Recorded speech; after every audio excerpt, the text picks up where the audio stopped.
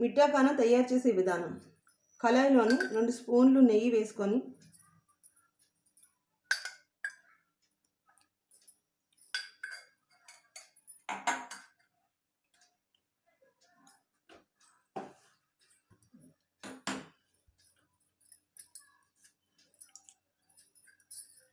దాంట్లో ఇప్పుడు కాజు,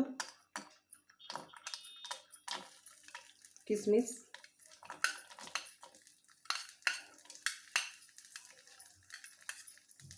ఇంకా కొబ్బరి, ఈ 3 కూడా వేసి ఫ్రై చేసుకోవాలి.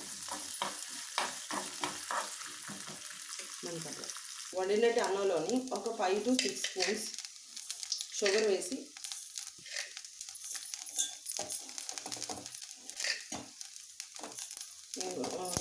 ఇప్పుడే రైస్ వండి పక్క తీసి ఉంచాను.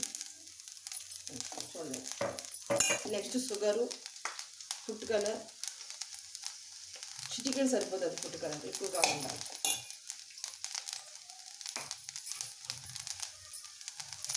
సిక్స్ ఇలాచి కలుపుతుంది. ఇప్పుడు మనం ఇది బాగా కలుపుకోవాలి.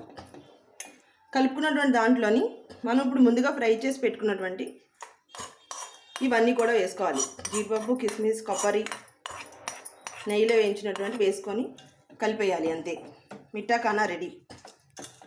చూడండి.